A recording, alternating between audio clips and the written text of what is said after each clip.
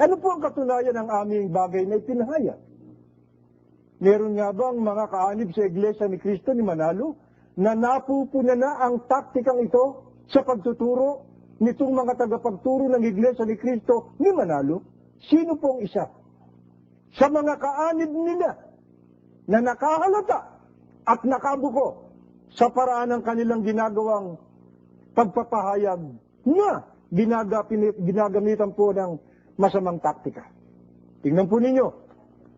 Ito po ay sinipin natin mula sa kanilang babasahing pasugo. Ito po ay lumabas noong Disyembre 1973. At ganito po ang ating mababasa, mga kababayan.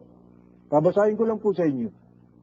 A letter from Brother C.E. Ringwood.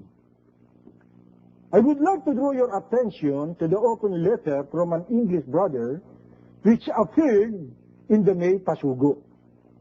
In the editing of that letter, there were some changes made, but the effect was to change the meaning of what I was trying to say. Some English people have already been shown this article by our brethren, and it is causing me some embarrassment. They have detected the impossibility of what is written. It is so difficult to counter changes of falsehood, and therefore, I wonder if a correction could be published. It was quite wrong to say that I sold my house in Norwich to go to San Francisco. This is impossible, unless you are very rich. I did not enter hospital twice. Some of the words chosen to replace what I wrote suggests very strongly that it is not the work of an English brother. Some are Americans. These people are both intelligent and influential, and care must be taken to ensure this does not happen again, for it will damage the image of the Iglesia ni Cristo. When my constant flow of mail lessons, I will try and give more material which can be used in Pasugo if it is found to be suitable. Your brother in Christ, Colin E. Ringwood. Meron po bang nakahalata na?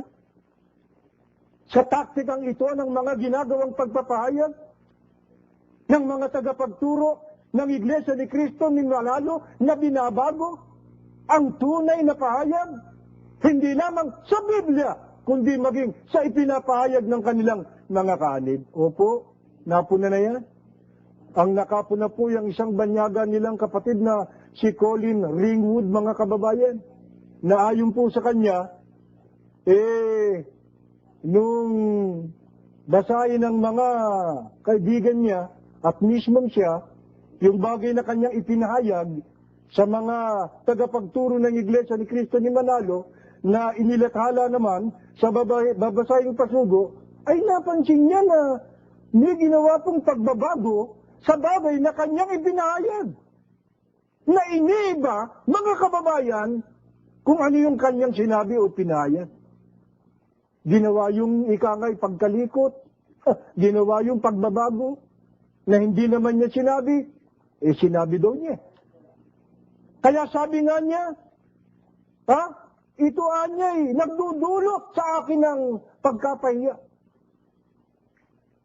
At totoo nga naman yun, mga kababayan, kaya nga siya pinagtatawanan Dahil din sa mga nabasa po sa lathalaing ito, na kuno'y sinabi nitong si Colin Ringwood. Gaya nung ikangay, nagbenta raw siya ng bahay sa Norwich para makapunta sa San Francisco. At iba't iba pa. Kaya sabi niya, imposible yung nalathalang yan. Kaya ang panawagan niyo, panawagan niya sa kanila, correct niyo ayusin niyo yan, tama ninyo yan. Sapagkat yun nagdudulot nga sa kanya ng malaking kahihiyan. Anong kanyang payo sa mga tagapagturo ng Iglesia ni Cristo ni Manalo? Abay, mag-ingat kayo. Sapagkat masisira ang imahe ng Iglesia ni Cristo sa ginagawa ninyo. Kaya ano po ang ating napatunayan, mga kababayan? Yun nga po.